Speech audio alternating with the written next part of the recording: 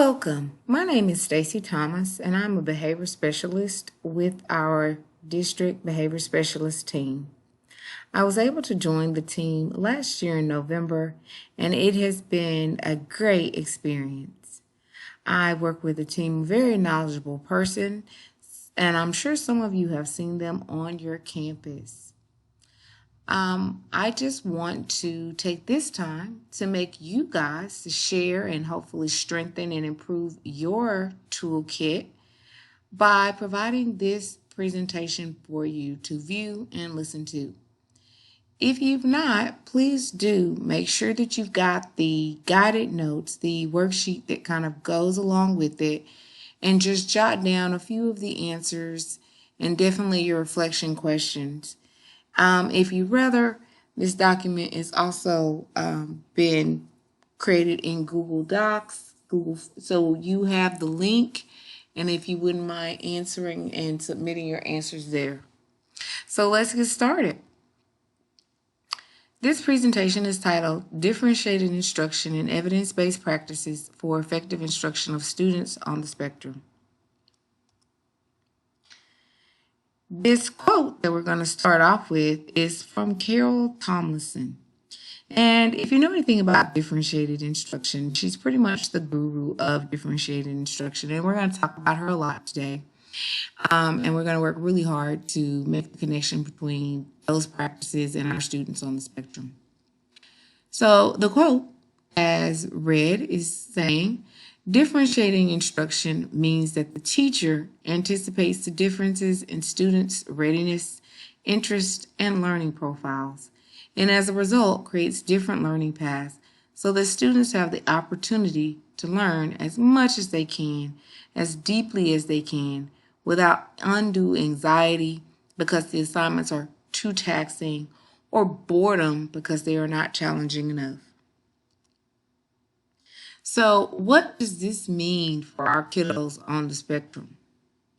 What does it mean? So when you think of our students on the spectrum that may have any number of different deficits in different areas, usually, of course, going to be social or some communication deficit, what will that mean for them when we as teachers or other persons come onto the campus and are making efforts to provide instruction? What do we do? How do we plan? Is it going to be something that is pretty much just an impossible feat? Well, news for you. The same thing that it means for all students. So when you walk into your classroom, essentially, since all of your students have so many different backgrounds and different functional levels and different learning style preferences, you should pretty much come in there planning on differentiating instruction for all of them. And just some quotes to support that, differentiation is meant to benefit all students, not just those with disabilities. So anyone, just again, depending upon their best learning style and what works best for them, you might want to figure those things out and begin to differentiate your lessons and be creative in that sense, just for student success and for your own as the teacher. Another quote says, in the end, all learners need your energy, your heart, and your mind. They have that in common because they are young humans. How they need you, however, differs. So unless we understand and respond to those differences, we may fail many learners. And they're just looking at that italicized how. Really taking the time to find out how your students need you, what they need from you, how they learn. All of that is key in just making best learning environment, providing best instruction for all of your students. And here is the lady herself, Carol Tomlinson. As I told you, we will be viewing her quite a bit and talking about a lot of her work today. And we'll view this video.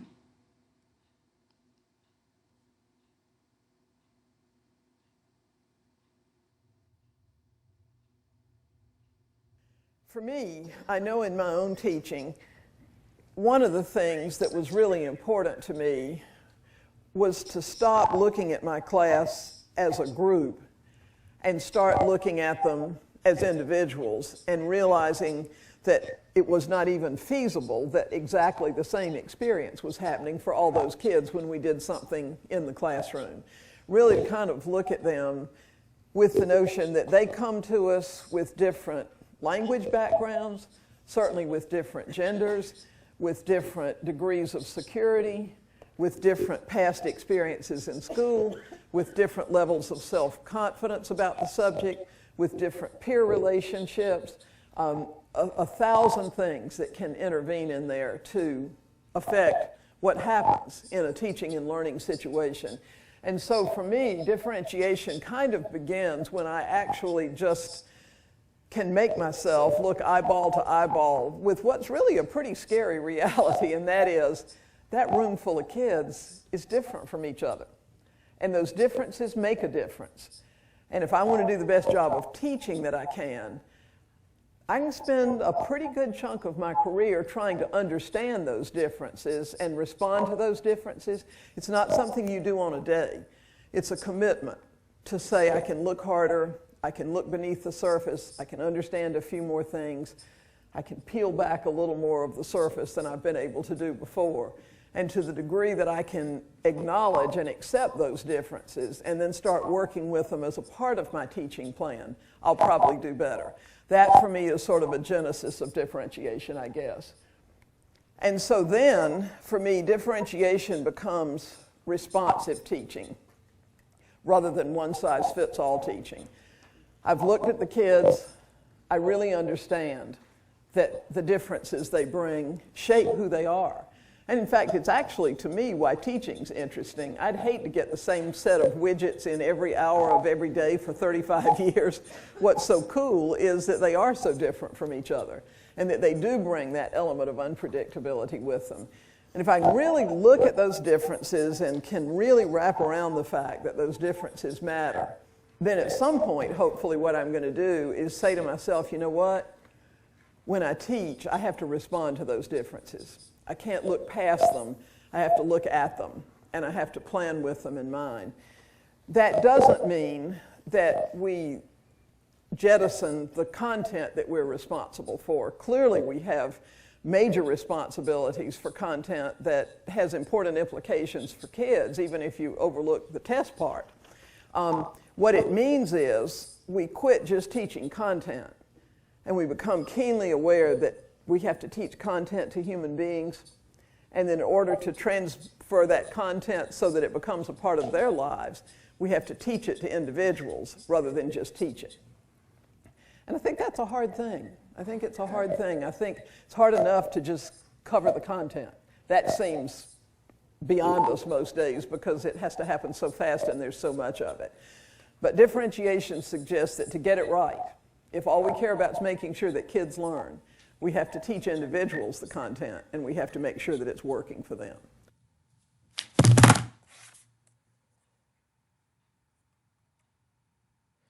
So just taking a moment to look at the reflection questions. Number one, what do you know about how your students best learn? Are they good musically inclined? Do they do better with numbers? Just thinking about that, do they like to work in groups or alone? Also, what would you like to know about how your students learn? And what are some strategies you can employ to learn more about them? So if we don't know the answers to these questions, or at least that first one, how do we find out? What are some things that we can do to find out? And then number two, Carol Ann Tomlinson discusses the differences that are presented by each of our students. In your own words, summarize her view of the differences and the best approach for teachers to take to proactively address these. Just take a couple of seconds to do that.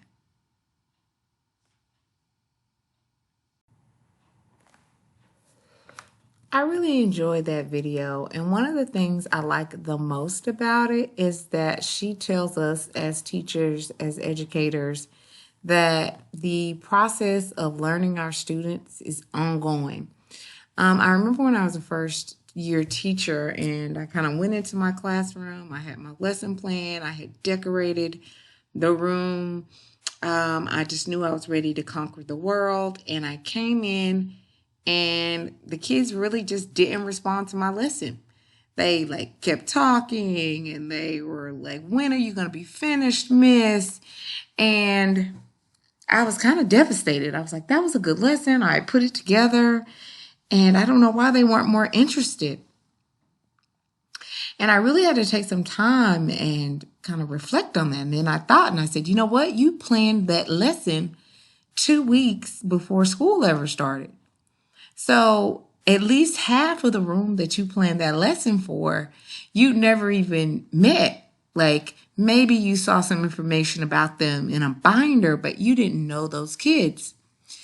How about you take the time to actually find out what is of interest to them and hook them by, including that in your lessons.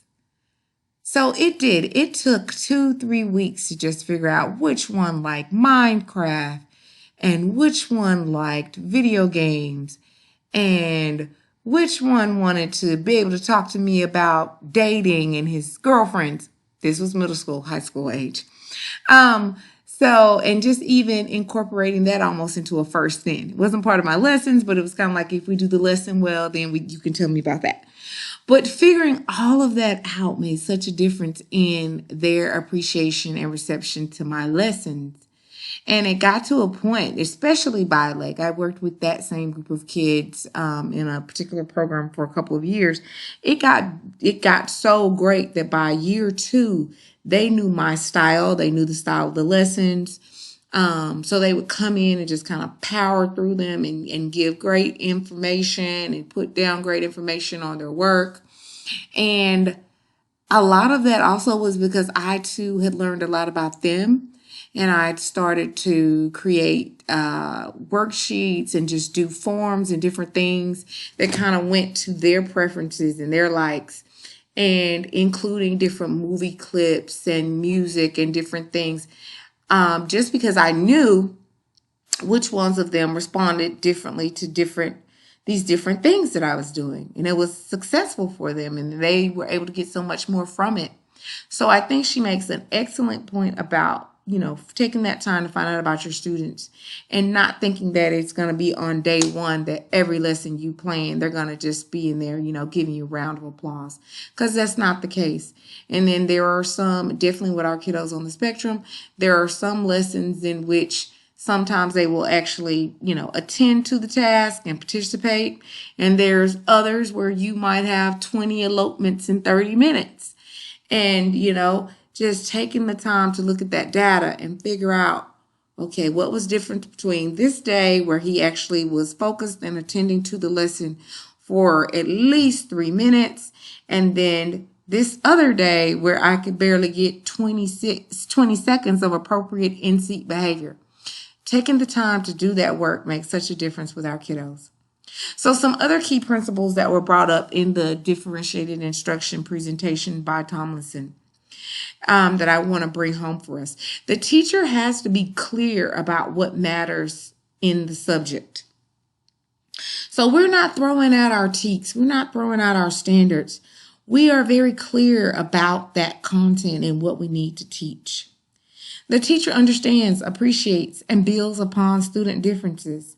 So it's not a burden that we have a ESL student, or that we also have a student with ADHD in the room, and then we have a student with autism in the room. We actually understand and appreciate how much richer that is going to make our classroom culture, and how if we can build on all those differences, just the appreciation that each of the students within the room can learn about people and their differences, and how much we can take and learn from each other's respective cultures and just practices and habits. And that is a beautiful, beautiful thing.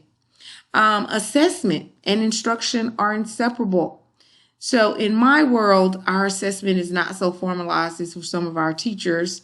In my world, we focus on data, and you might create your own data sheet. But at the end of the day, we're all saying the same thing. You're not just going to make decisions about your students based on nothing. You're going to actually take your data. You're going to actually have your students complete assessments so that you know what they need to know, what they currently know, what you need to review and reteach. All of that is given to you through assessment, which then will drive your instruction. And your instruction, of course, differentiated instruction being a huge part of that, just because you want to reach the most kids with the most information in the best manner. The teacher adjusts the content, the process, and the product in response to student readiness, interest, and learning profiles.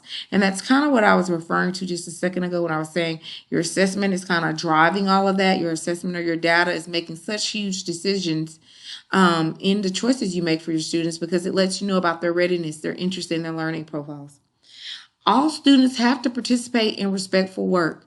So differentiated instruction for our kiddos on the spectrum, kids with special needs, is not you watering down material, or it's not you going and finding material that's not on grade level and is totally not age appropriate.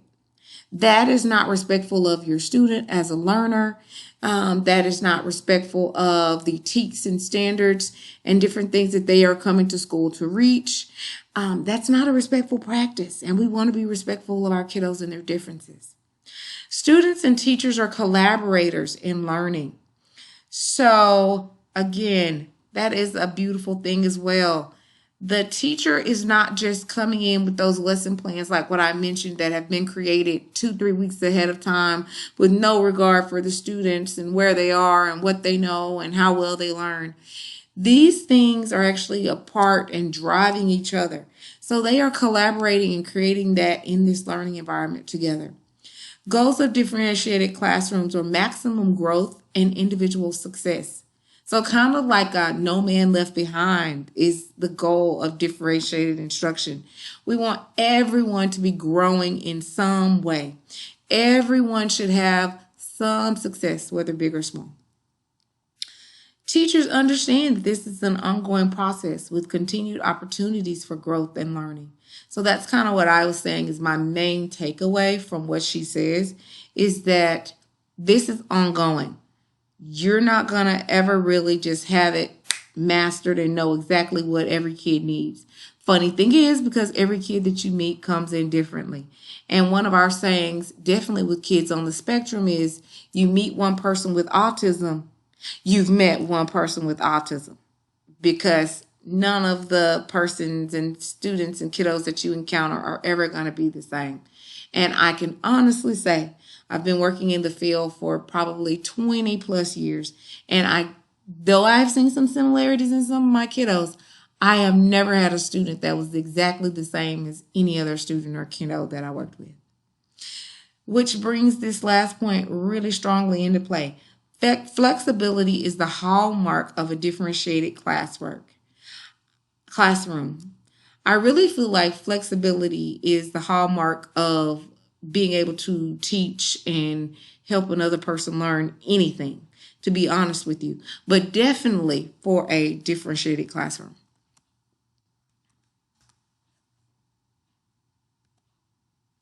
So teachers can differentiate, and they've broken this down. Tomlinson is actually responsible for this. They've broken it down into these categories. So as a teacher, you can differentiate the content, the process, and the product. And you're differentiating that not just because of what you feel or because of what your principal asked you to do or because of what the parent said the kid can do. You're actually basing that on your students' readiness, their interests, and their learning profiles, which all of that should be stemming from your observations, your assessments, your data collection. So we need to use our achievement data and students' learning profiles to make careful decisions about the subject areas and the students that need differentiation. So just because you learn of one of your students being on the spectrum, it does not necessarily mean that student needs differentiation in that particular area. And I have to really stress that. You have to take the time to find out where those deficits lie when you're working with kids on the spectrum, because they are not all the same. You might have a student that is at functional, typical grade, normal level, able to do everything at grade level, functioning at grade level. A lot of their issues might be more so in their social interactions. And you, as an academic teacher, may never encounter those things. Okay. And then you might have another student who does well, exceedingly well, maybe even in the honors, gifted and talented honors program in the area of mathematics. And then you look at their reading, or you look at social studies where they don't really have any interest. It's not a preferred area. And they need lots of support there, lots of differentiation and lots of different strategies to get them to be able to complete those tasks. So make sure that you don't just hear autism or see that on paperwork and begin making lots of changes to work that don't need to be made, because that could cause you to really not challenge that student as much as they need to be, or make their work less than ambitious, and we don't want to do that. So through this approach, the specific skills or challenges of students with ASD can be addressed by employing a variety of methods to differentiate or vary the following. So the content, the depth, the breadth of the information or skills to be taught, of course we mentioned this, the processes, which focuses on the instructional approaches used with the student, and the products, the work product. So what are we getting from them? And this could affect a lot of different things. This product may be tangible, so some note-taking, some worksheets, or it might be a skill or knowledge that has been gained. So kind of manipulating any one of those three things, or even all of those three things, depending on the kid, you will be able to provide differentiated instruction. So just a little reminder there, though.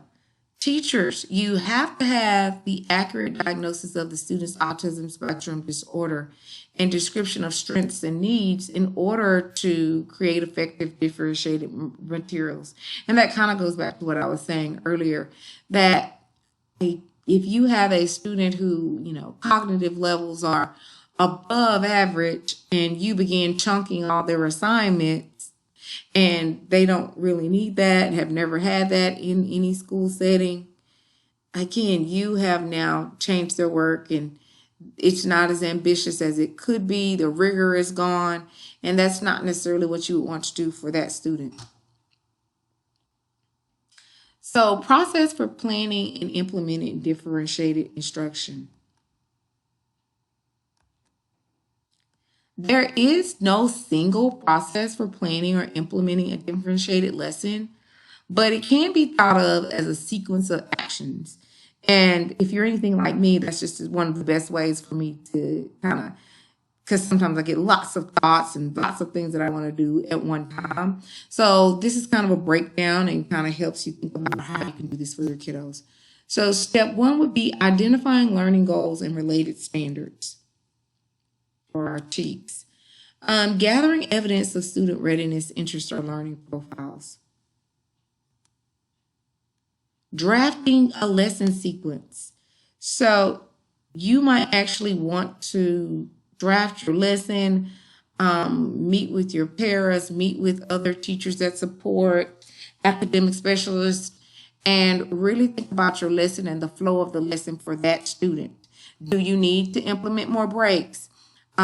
Is there some additional need for sensory input?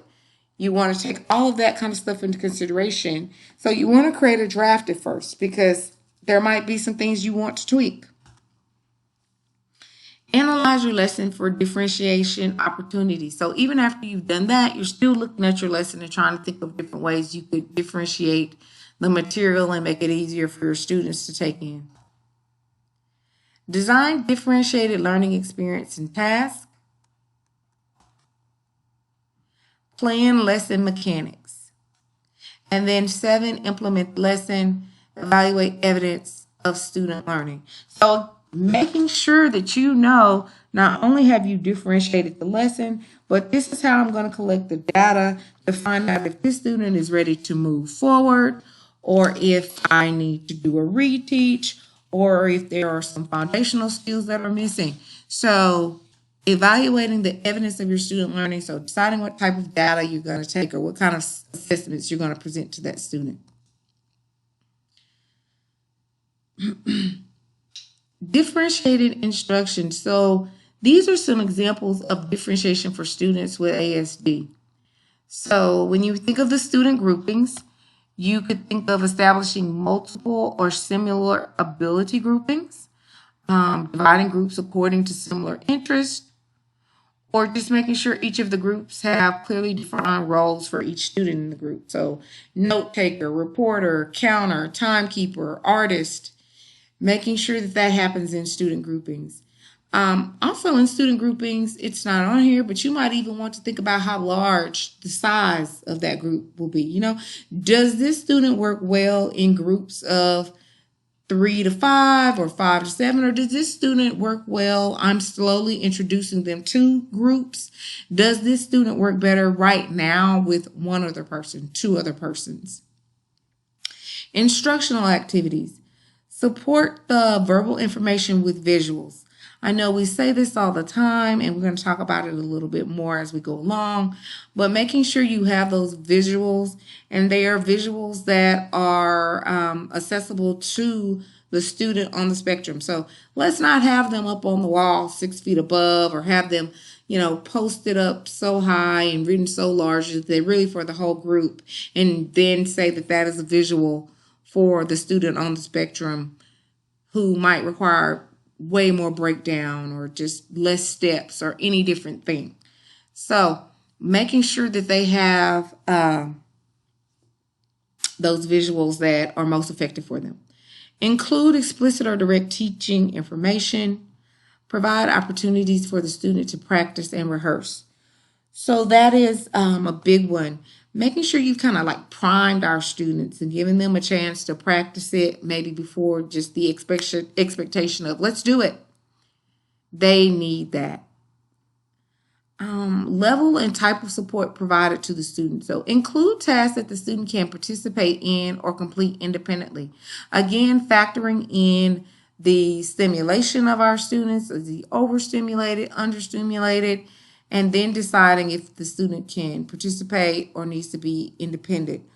And you might even want to collect data on that. How long can a student be in a group? How long can a student work alone? Because that's also a great skill. And a lot of our kids, though I know people say, oh, they like to be alone. A lot of our kids on the spectrum do not like to be alone and have a really hard time with independently completing tasks and like sitting in areas alone and independently. So just making sure you know that kid and knowing what area that you want to work on. Provide opportunities for peer support through small group activities. Have more intensive levels of assistance available as required.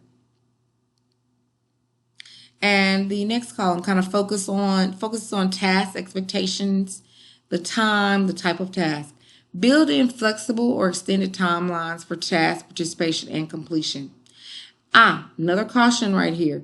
Is this a student who actually needs the extended timeline? Or is that something we would almost consider kind of enabling? And when you do tell that student or give them the extra time, you notice that they do a lot of kind of dawdling or other play, and they don't really focus in and try to get the assignment done. So just determining if it's a student that needs extra time or if it's a student that doesn't need extra time. Maybe it's a student that even needs a timer with those shorter periods to kind of keep them on track. Again, knowing your students. Chunk longer activities into smaller segments. So, and it gives the example of dividing 45-minute activity into several shorter sections. I am a chunk master. I love chunking assignments for students. But one reason that other teachers that I worked with never had a problem with me chunking is because I kind of do it in a tricky way.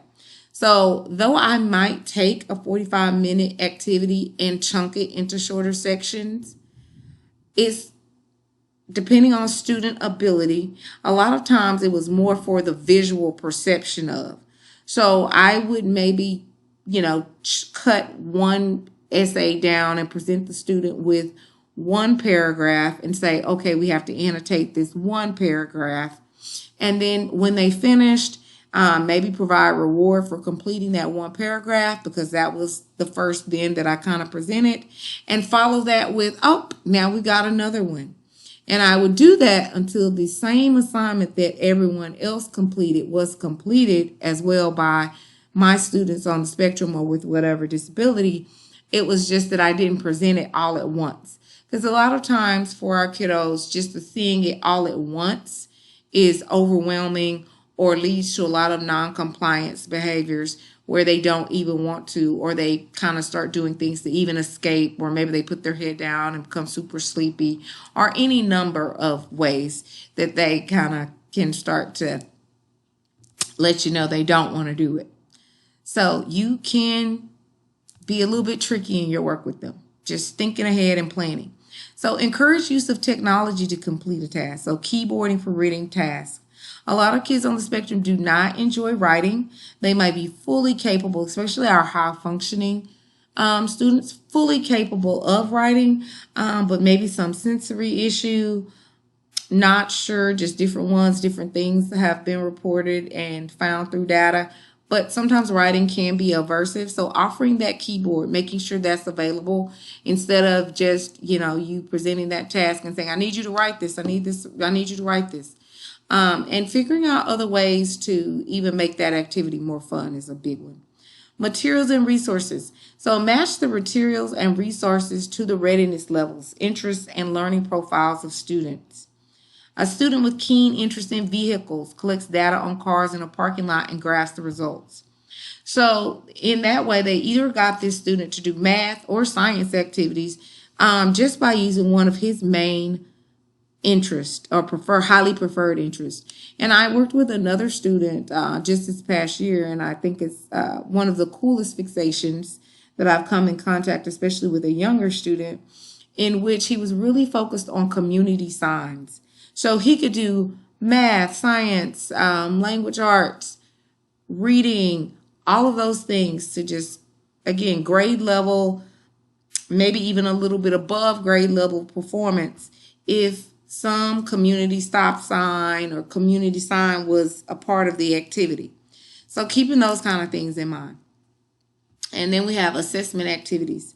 So when we're doing assessments, provide a variety of opportunities and ways for the student to demonstrate learning.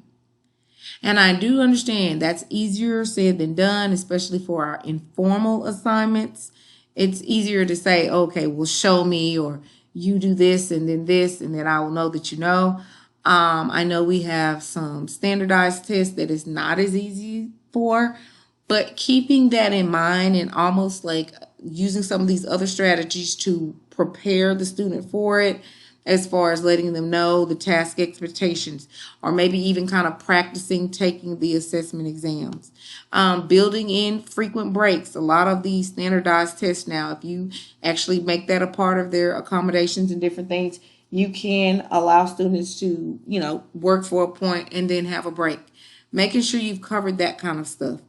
Allowing alternatives to written tasks. Again, I know that's much easier with the informal than formal, but you providing either opportunities to draw or fill in the blank activities, or giving them multiple choice answers, any of that. And then, of course, including visual support such as graphic organizers or highlighting of keywords. And I will say, one of my favorite things, and we're going to talk about it again in a couple minutes, one of my favorite things is a graphic organizer. And one of the reasons that it is my favorite is because I've seen it work for so many students. I will say, as myself, as a student growing up, I always wondered, why is she giving us another graphic organizer? And why do I need to do that? Because I was a person who actually loved writing and literature, and I could do it in my head. Like the ideas would come and it would kind of flow out of me. So I actually found that process to be just holding back my creative process. But for a lot of our kids on the spectrum and other kids with disabilities, The graphic organizer helps them to organize their thoughts. And then once they begin writing, they're not actually trying to focus on thinking of ideas and then focusing on writing, which we talked about can be aversive, and also thinking about how many paragraphs they're writing and other elements of writing. So that kind of thing. It kind of eliminates part of the process, or rather they've already completed part of the process and now they can just focus on this other part. So it's still about making it easier for them and almost kind of breaking down processes. So just some Thomas's go-tos. That's what I decided to call them. They're not strictly mine, but they're some of my favorite things. And I kind of mentioned a couple of them as we were going. The visuals, of course, love visuals. These, they help focus the students. I mentioned that. I will say this asterisk, I'm glad I put that there because it's reminding me of a very, very important point. It decreases the likelihood of prompt dependence. And you're probably like, what does that mean? When the visuals are present, that kind of keeps us as teachers, instructors, from saying, okay, do this. Okay, do that. Okay, now do this. Okay, right here. You did it. Okay, go over there. For our kids on the spectrum, a lot of times they can get to a point where if they have a lot of that type of redirection, they almost become dependent on it.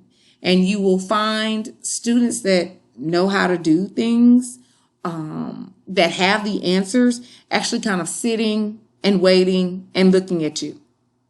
And they're waiting for you to say that thing that you always say. They're just sitting there. They're just waiting for you to say, okay, go to the next one. And it's really a hard behavior to decrease once it's in place. So to avoid that, showing that visual is a great idea. The anchor activities. So just making sure that the tasks are always available. So even if one of our students was to finish something, they know what the next thing is and they can kind of move on to the next thing. Because for any kid, I find in all my years of teaching, any kid, lag time is comparable to the devil, okay? If you have too much lag time and there is a big gap of space, 9 out of 10, you're going to end up with Billy Bob under the table. It's something about that empty space right there. I know you're probably thinking, gosh, why didn't you just take out a book? But I don't know many kids that just take out a book, guys.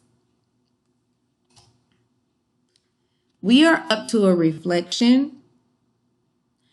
I want you to think about some of the things that we talked about and really consider ways that you and other teachers and other people that you're working with can implement some of these strategies during instruction, especially if they are providing instruction to more than one student at that time, which is most often our situation. Even in the resource room, you go in there and you're going to see a lot of times you'll see a teacher working with 2-3 students that are considered higher needs. Or if you go into a inclusion classroom, you might see one teacher with, 18 to 20 students pre-COVID, working really hard to make sure that all of the students in there are able to learn and get something from the lesson. So just filling out your T-chart, challenges, and then not only just focusing on that challenge, because I am a solution-focused type of girl, let's also consider ways to conquer. So for every challenge we write, we're also going to write down a way to conquer. Let's do minimum of 3 of those. And then we'll begin again.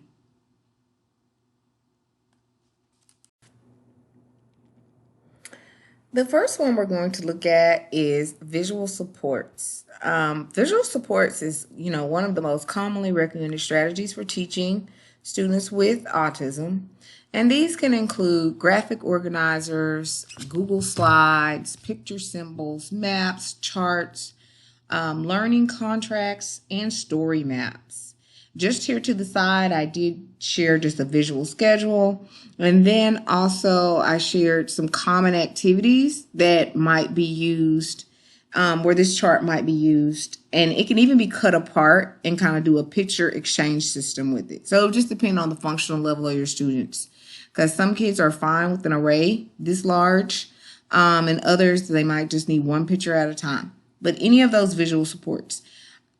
Again, even on their work, if it is maybe a student that is considered higher functioning or grade level, you still might want to use one of these pictures even on a worksheet that you've given them, just, already embedded in the lesson.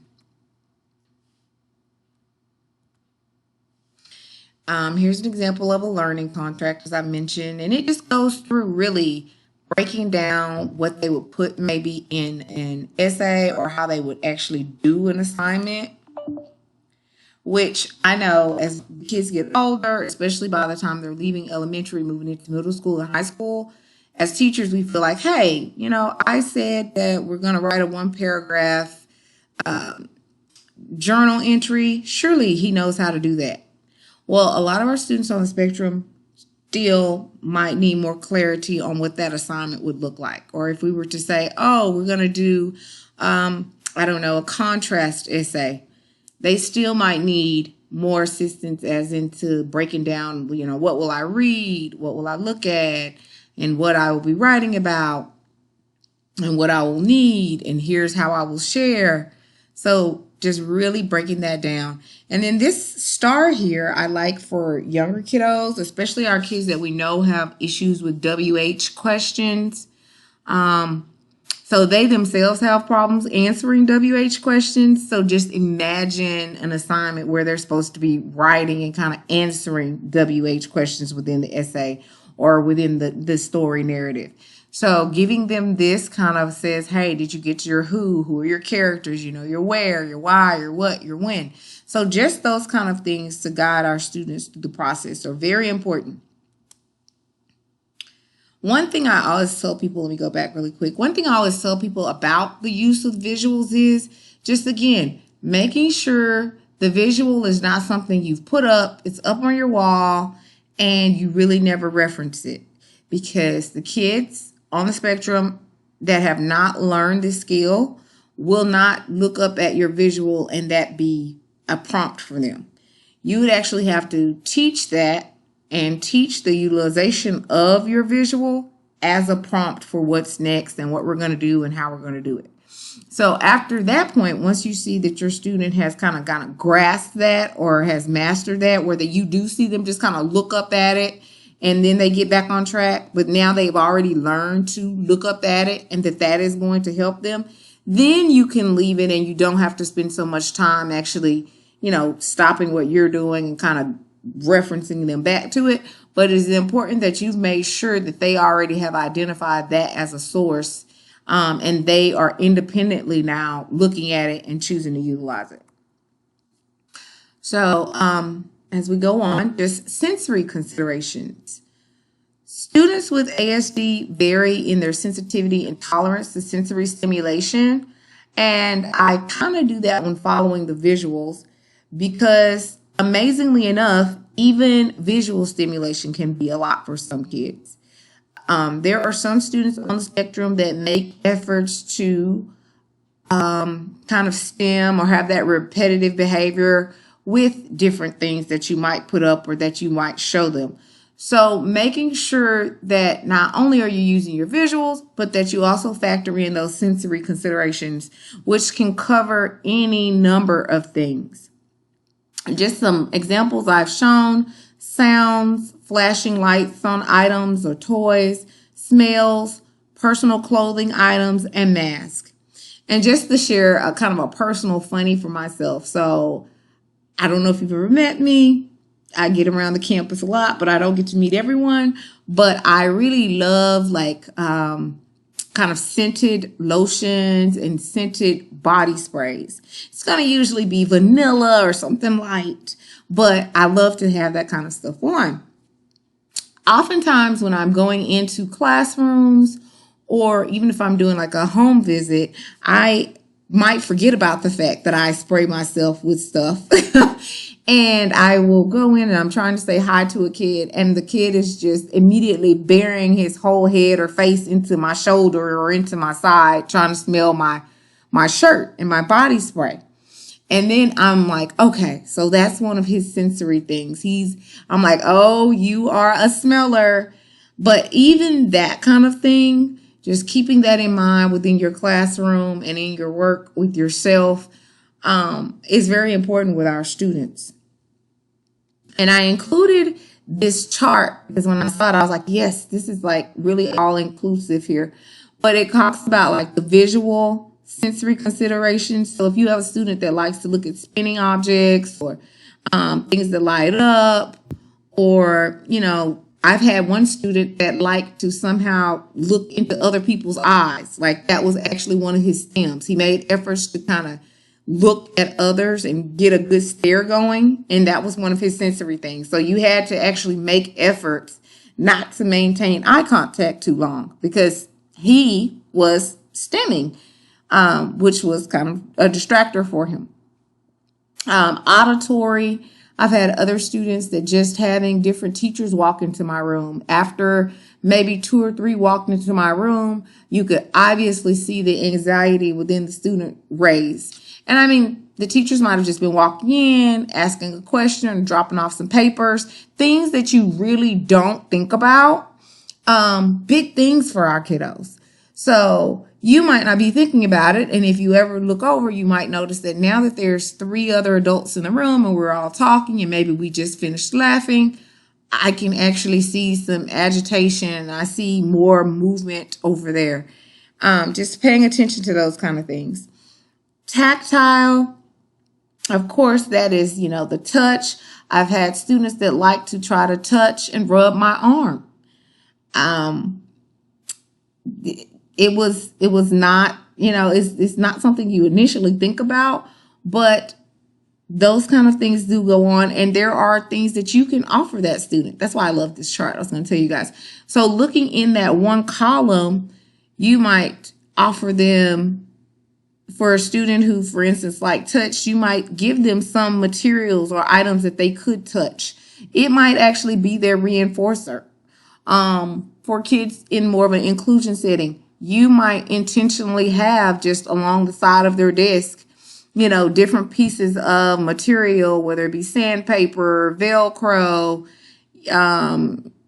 cloth, canvas, kind of glued on like a small board or something that is for them to touch, or maybe even on the inside or underside of their desk, just for the sake of others not seeing it. But that kind of thing can be such a game changer. And it's small and it's differentiation.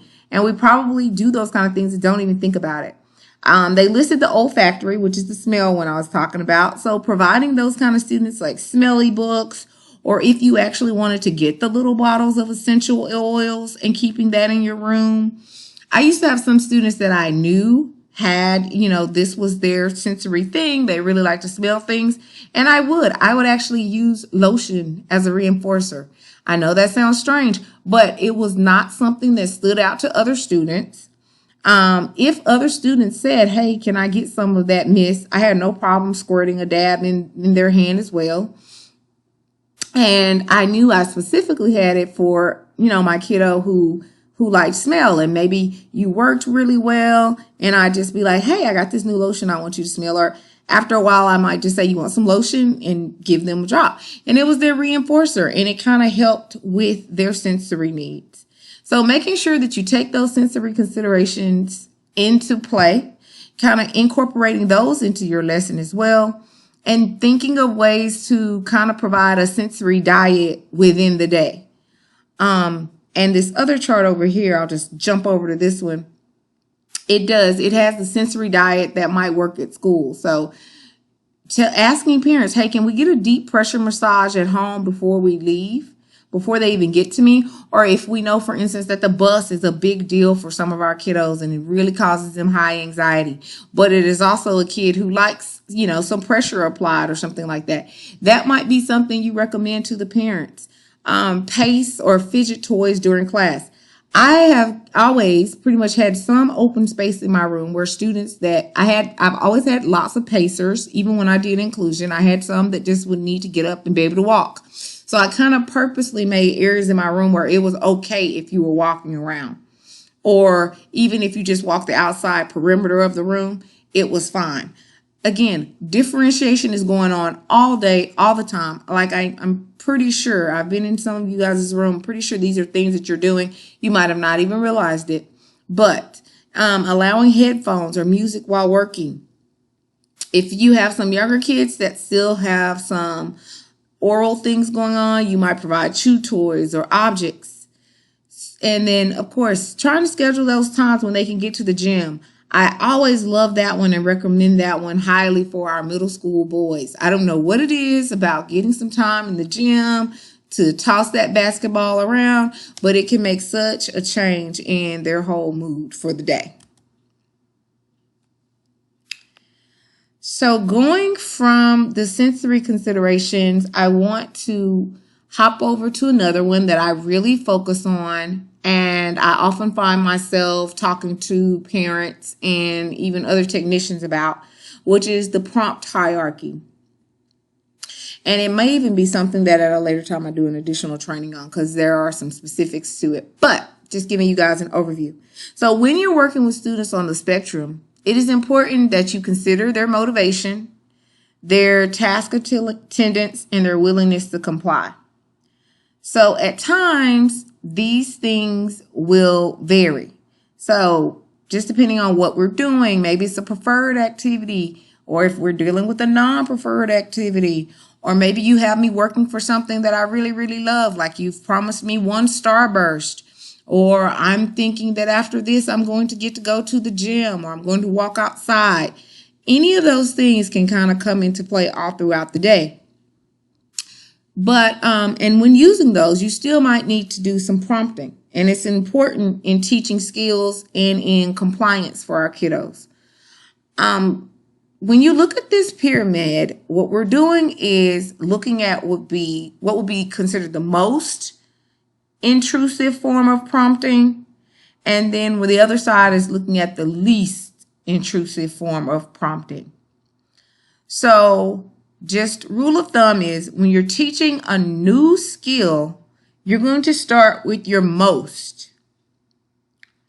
So again, teaching new skill, we are starting with our most, which would be actually physical. So for instance, if we are reading a book and I am teaching you how to read the book and turn pages, that is a time upon which you might see hand over hand. You might see me modeling. I'll turn page now. You will see maybe even a visual. Maybe I will show you a little clip of someone else sitting and reading a book with a friend or a teacher or parent. And then it moves on up to gestural, which is maybe now you've actually started to learn the skill. So now I'm just quickly pointing. There are no words.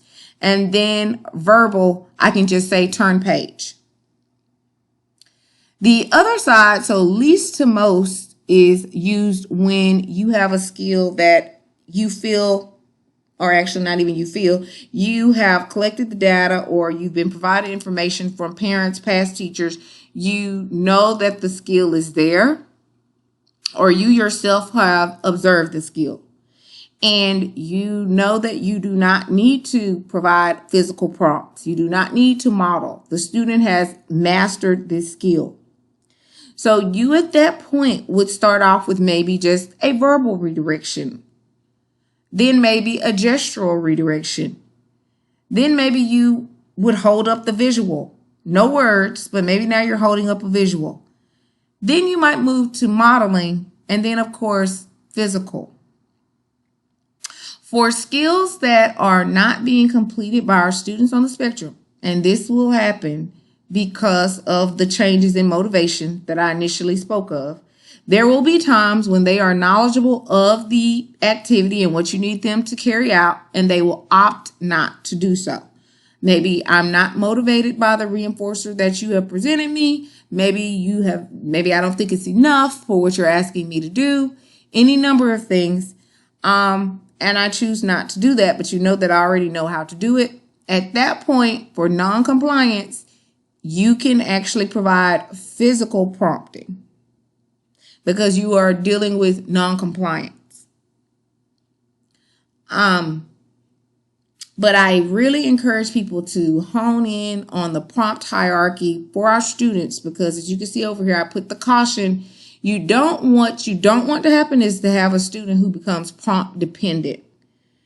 So, and what that means is that the student is so used to you as the teacher telling them everything to do all day or handing them things all day that they get to a point where they're literally just kind of standing and waiting for you to give them the thing.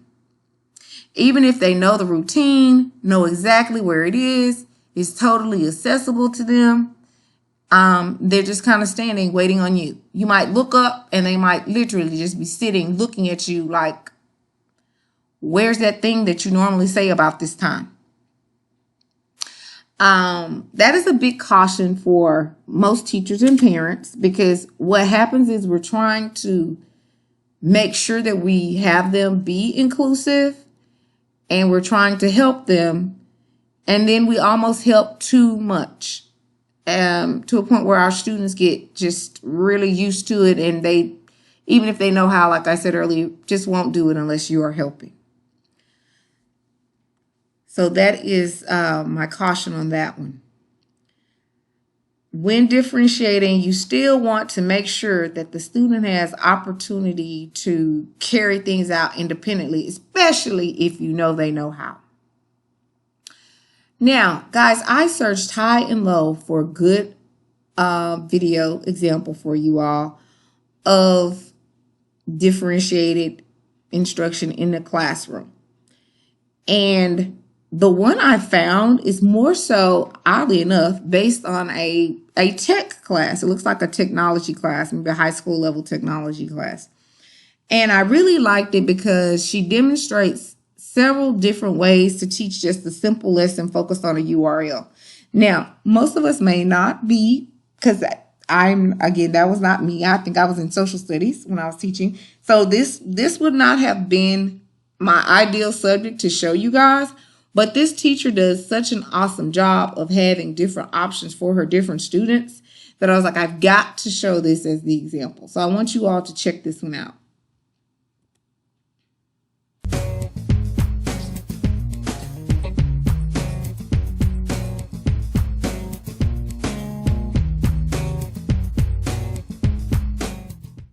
Because I have students on so many different cognitive levels, ability levels. I have students who are nonverbal, and then I have students who are on a 12th grade reading level. This is the square that is the outside of the website. Okay, so you have your website. This is the square.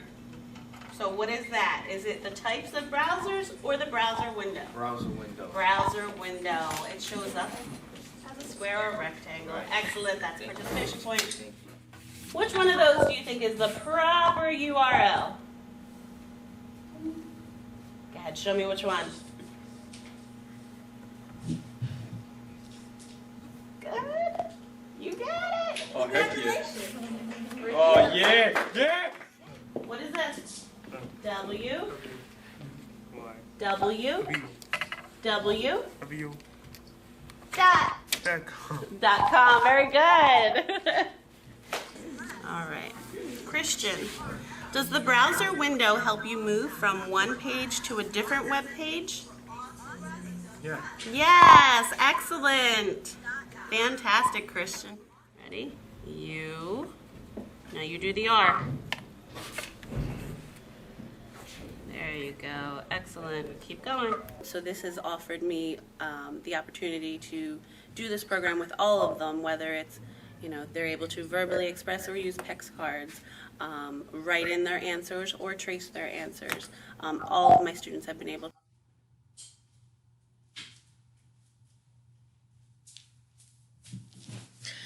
Okay, so as we viewed that video, what again, as I said, I thought was amazing about it is that we were able to see like 3 different ways that the same lesson was presented to students. And when you checked it out, she did a lot of what we're talking about. There were visuals. I think there was some consideration for just different ways to reinforce even. And then she also did just her prompt hierarchy. Like there were actual times when she did a gestorial prompt. So she's tapping the paper. She presented it verbally already. So she pretty much covered all of the things that I would think would be beneficial for most of us to focus on or try to figure out how we're going to implement those things.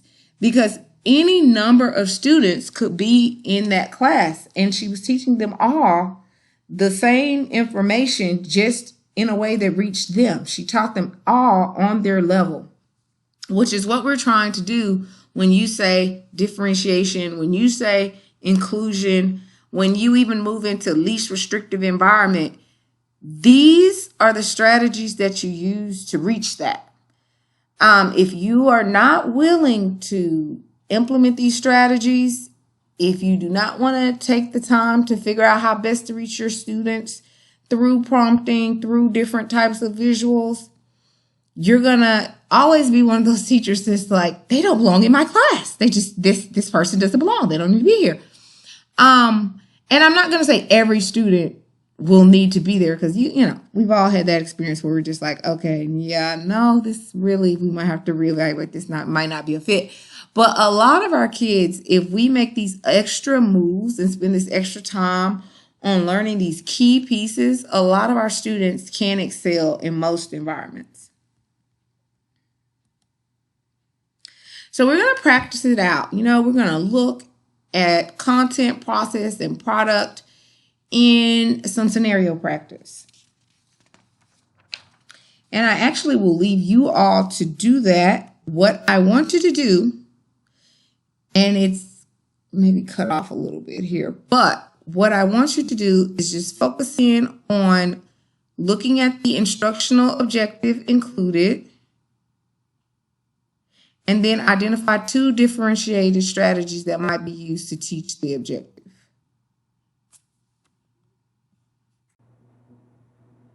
Okay, so with the differentiation activity, it is focused on reading. And your task is to take the following instructional objective and identify 2 differentiation strategies that might be used to teach the objective below. So, for example, you might choose visuals and, I don't know, anchor activities, or maybe visuals and chunking. But here we go. So the objective is as follows. Students will read Chapter 5 of Charlotte's Web and complete graphic organizer identifying characters, plot, and setting. Then write an essay explaining key ideas and analyzing the relationship between the characters. Identify the pros and cons of using both strategies in your current typical class size of students and include these 3 students. If not all of your students will be returning to in-person, please factor that in as well. I think that will make it more interesting. The 3 students that you're going to be adding in are Jalen, Vivian, and Micaiah. And we have just a brief write-up of those students and gives you a little bit of an idea of where they might fall academically. When you read over those quick little snippets of who they are, I would like you also to consider this objective that has been presented, because it is one of just like a 5th grade TEKS. So one of our regular standards. I didn't really come up with it, but you might have to play with it just based on what you read about each of these students. For instance, analyzing the relationship, we know that's a higher functioning skill level. So you might have to maybe just even have them identify the relationship. So just making those kind of tweaks, even with such a standard as it's written, is differentiation and knowing your students and making those changes, for example. So take a few moments and work on that. I have placed it on the Google Doc, and my hope is that we'll get these great answers back, and at least for the participants in this program, we can kind of share those back out as the responses come in. So maybe we will each be able to get ideas from each other. So even though we're virtual, still we can, communicate with each other and get things from each other and share. So take a few moments to do that. I would actually suggest, just to make sure you have time to really focus on it, that you probably stop the presentation at this point and then start it again or resume when you've completed. Okay, just some quick takeaways that I wanted to leave you with. Start slowly. And that's just so important that I'm going to say it twice. Start slowly. Implement only 1 to 2 strategies initially. So do not leave with the thought in your head, I need to go back and completely revamp, and I need to try to do chunking, anchor activities, create portfolios. I need to do all of these things at once. Those are all great strategies, but you can choose to do 1 or 2 and not do some of the others, even maybe until next semester or next year, and it will be okay. It will be okay. What you don't want to do is overwhelm yourself, kind of burn yourself out, and then you're not able to maintain any of the new systems that you put into place because you put so many things into place at one time. Another is organize your room for easy access for you and your students. And if you're remote, organize your resources and your applications in such a way that you can quickly share with the students and bring it up on your screen, and they can bring it up on theirs in a quick way. I can truthfully say when we first started this, the virtual teaching, virtual learning for our students, I was not, and I'm still not actually, but I was not very tech savvy. And it happened to me multiple times that I would look up and the only person that was still over there while I've been fumbling around was now the parent, because the student had kind of gotten up, wandered away, or eloped while I was trying to pull up the next thing that I wanted to show and share. Or if I was given a reinforcer of a song, but the song wasn't there, they had already maybe walked off to the kitchen to get themselves another reinforcer for their good work. So just making sure you have these things organized and available to you, whether in person or whether virtual. And this is an example of a room. One way you could set it up, it's got stations. You could actually get to a point where you kind of teach your kiddos where they're supposed to be. There's even an area for small group. There's an area where the schedule is placed. They've got even some stop signs that kind of tell you where you can and can't be. For a lot of our kids on the spectrum, that will be important. Some people think that the bottle of water that you're drinking on is the bottle of water for everyone. And you look up and your water is being consumed. You want to make sure that you're able to set those boundaries in your classroom. Create student portfolios and folders, whether those are traditional or electronic, to make sure you're collecting your data on student progress. The data is actually supposed to be driving what you and your students are working on. And it comes into such key play when you're talking to diagnosticians, parents, other teachers about either services that you want to add or services that you think should be removed.